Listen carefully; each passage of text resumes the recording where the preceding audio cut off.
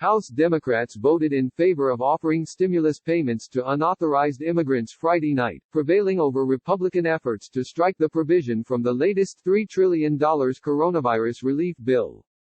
The HEROES Act, which passed the House on Friday, would make taxpaying immigrants and their families eligible for federal stimulus funds regardless of their legal status. Under the $2.2 trillion CARES Act signed in late March, only immigrants with Social Security numbers, and who fulfilled certain residency requirements, were able to receive the payments, meaning unauthorized immigrants and many temporary visa holders were excluded.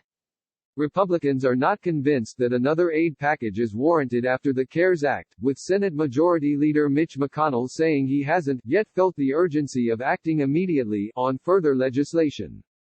And Republicans in the House argued emphatically against the HEROES Act's provision offering immigrants stimulus payments, with Representative Denver Riggleman of Virginia calling it a poison pill. The Republican position was that relief funds should be dedicated to U.S. citizens only. Despite being joined in their opposition by 13 Democrats, however, Republicans failed to block the provision in a 198-209 vote. But it isn't likely to survive the Republican-led Senate, where McConnell has been explicit in his objection to the plan. Another round of checks for illegal immigrants. Can you believe it? McConnell said in a floor speech May 14. We forgot to have the Treasury Department send money to people here illegally. My goodness, what an oversight. Thank goodness Democrats are on the case. Democrats, on the other hand, have asserted that failing to offer financial aid to many immigrant families is an injustice that must be rectified, especially as the public has come to rely on immigrants to provide essential services during the current crisis. For instance, unauthorized immigrants make up about a quarter of farm workers and 8% of the service sector and production workers. They pay taxes, contribute to our economy, and in many cases are fighting on the front lines of the coronavirus crisis, Speaker of the House Nancy Pelosi said in a call with reporters May 1. The new bill would retroactively make unauthorized immigrants and their families eligible for the first round of stimulus checks, which the government started sending out in April, as well as a proposed second round of checks, which would amount to up to $1,200 for each tax filer and each of their dependents, depending on household income. These provisions are meant to correct for language in the CARES Act that left millions of people, some of them U.S. citizens, without access to stimulus funds. The CARES Act gave most taxpayers up to $1,200, along with $500 for each of their children under the age of 17. But immigrants without Social Security numbers, and who have not lived in the U.S. long enough, usually 5 years, to file taxes as residents, weren't eligible for the CARES Act's stimulus checks. The CARES Act also excludes those in households with people of mixed immigration status, where some tax filers or their children may use what's called an Individual Taxpayer Identification Number (ITIN). The IRS issues ITINs to unauthorized immigrants, as well as certain legal immigrants so they can pay taxes, even though they don't have Social Security numbers.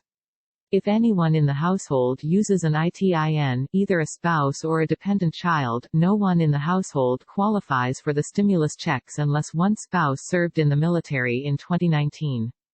This provision has led immigrant advocacy groups to challenge the CARES Act on the basis that it unlawfully discriminates against U.S. citizens who have unauthorized immigrant family members.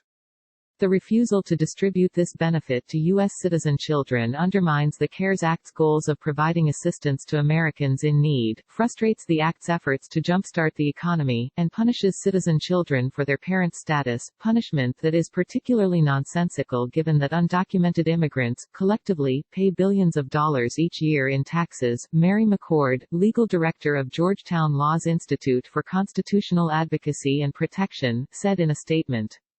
An estimated 16.7 million people live in mixed-status households nationwide, including 8.2 million U.S.-born or naturalized citizens. This number also includes those with deportation protections under the Obama-era DACA program, children and young adults whose parents often don't have legal status. They're left wondering how they can help support their families so that their parents don't have to go to work, where they risk getting sick, and how they can help cover the costs of their parents' medical care should they need it. Sanaa Abrar, advocacy director at the immigrant advocacy group United We Dream, told Vox. With the national health crisis and what's becoming a national unemployment crisis, folks are concerned about how they're not only going to stay healthy and safe but also how they're going to keep their jobs and how they're going to find means of financial support, she said. Support Vox's explanatory journalism. Every day at Vox, we aim to answer your most important questions and provide you, and our audience around the world, with information that has the power to save lives. Our mission has never been more vital than it is in this moment, to empower you through understanding. Vox's work is reaching more people than ever, but our distinctive brand of explanatory journalism takes resources, particularly during a pandemic and an economic downturn. Your financial contribution will not constitute a donation, but it will enable our staff to continue to offer free articles, videos, and podcasts at the quality and volume that this moment requires. Please consider making a contribution to Vox today.